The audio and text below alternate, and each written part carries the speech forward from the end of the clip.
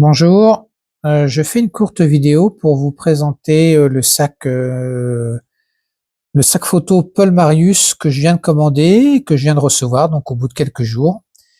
J'ai pas fait le unboxing, ça sert à rien. En fait, il est livré dans une boîte en carton ordinaire un tout petit peu plus grande que le sac lui-même, donc rien de particulier à ce niveau-là. Et le sac lui-même est mis dans une espèce de fine toile pour faire plus luxueux. Enfin, finalement, à part ça, le packaging de l'expédition a rien de extraordinaire. Il est suffisant en fait pour voyager.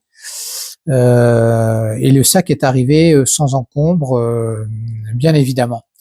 Donc c'est un sac en cuir. C'est le Reporter de chez Paul Marius. C'est apparemment le plus grand de chez eux. Il existe en deux couleurs, en fauve et en noir. Moi, je l'ai pris couleur noire parce que je pense qu'avec le temps, ça va moins marquer, ça va moins s'user. Donc voilà, j'ai hésité, mais j'ai pris le noir. Il est en cuir et j'ai été agréablement surpris parce que j'étais habitué à des sacs Billingham qui sont de très bonne facture, des sacs en toile évidemment Billingham. Donkey fait également des sacs de qualité, mais je me suis dit que pour 150 €, intuitivement, je m'étais dit que j'allais recevoir un sac assez ordinaire, mais le cuir est vraiment de très bonne qualité. Il est épais, il est recouvert de toile et le rabat est souple. Et tout le sac en lui-même est assez souple. Et donc voilà pour l'aspect cuir, je dirais. Donc là, je l'ouvre pour montrer un peu à quel point il est logeable. Donc là, je vous montre rapidement. Ici, j'ai un boîtier avec un grip. Et ce boîtier avec le grip, je l'ai enlevé, mais comme vous le voyez, je peux le faire tomber dans le sens de la largeur sans forcer. Et moi, c'est ce que je voulais. Je voulais un sac pour pouvoir récupérer mon boîtier comme ça. Donc ça, c'est très bien. Et donc le fait de le mettre dans la largeur, ça me permet de compartimenter. Et là, par exemple, il y a un flash assez gros, vous voyez. Bon. Et là, par exemple, je peux mettre des accessoires pour le flash ou autre chose. Et à côté, il y a encore un compartiment. J'ai encore fait un compartiment. Et j'ai mis, par exemple, un grand angle, un fisheye. Et par-dessous, il y a un transstandard, un 1680. Voilà. Donc, je mets ça comme ça. Je le laisse tomber. Pas de problème. Je mets une petite protection. Et je mets le fisheye par-dessus. Au niveau de la hauteur, c'est très bien également. Parce que là, vous voyez, il y a un 70-200 de 8 et il tient, mais sans problème, et ça ne dépasse pas. Donc ça, c'est bien.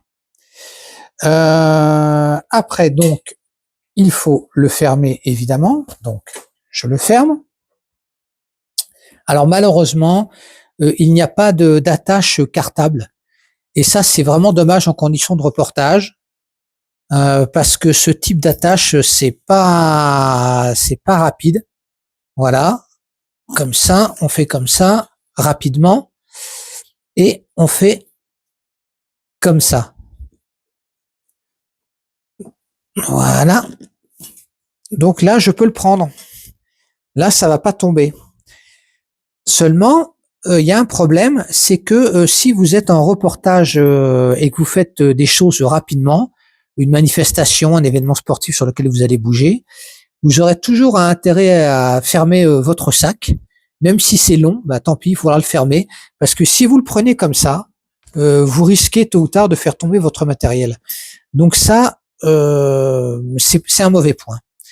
Il y a un autre mauvais point, c'est ici. Moi, j'aurais voulu des pieds en laiton pour ne pas abîmer en fait le cuir. Quoique, comme je vous le disais, il est quand même très épais, de très bonne qualité. Donc ça, c'est les deux petits défauts.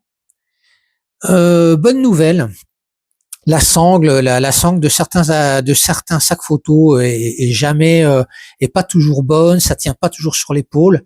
Mais là, c'est large, vous voyez, c'est large et cette partie, elle agrippe bien sur les vêtements, ça ne glisse pas. Et la sangle est assez longue, si bien qu'on peut le porter en bandoulière. Voilà. Ici, il y a un compartiment pour mettre un portable si vous voulez. Voilà. Et dernière chose, je vais le mesurer vite fait. Donc voilà. Et ben en fait, qu'est-ce qu'il y a au niveau logeabilité? À l'intérieur, on est à 30, 30, 35, 37. Voilà. En largeur, on est facilement à 14, entre 14 et 17. Et en profondeur, j'enlève le boîtier, ce sera mieux. Voilà. J'enlève le boîtier. En profondeur, c'est quand même très profond, hein. On est à 27,5 de 27 cm et demi en profondeur, là où beaucoup de sacs sont plutôt au maximum à 22, 25, mais je dirais plutôt 22. Et à 22 cm de hauteur, il y a de fortes chances qu'un gros télézoom dépasse, ou que ce soit juste pour le boîtier. Donc ça, c'est vraiment une très bonne profondeur. Les séparations, là je les ai pas toutes mises, mais c'est vraiment des séparations qui sont de très bonne qualité également. On sent que ça va durer avec le temps. Et globalement, en fait, c'est vraiment un très bon sac. Pour finir, vous voyez, il y a deux logements ici qui sont un peu durs, je pense, parce que le sac est neuf, mais ça va s'améliorer. Voilà, là j'ai mis une petite cellule à main ici, voilà. Et sur le côté, il y a deux poches pour mettre des accessoires, des piles par exemple. Donc en fait, si vous cherchez un sac de grande contenance, de qualité, plutôt que de vous orienter sur des marques déjà qui sont étrangères et qui sont quand même très chères, moi je vous inviterais à acheter ce sac.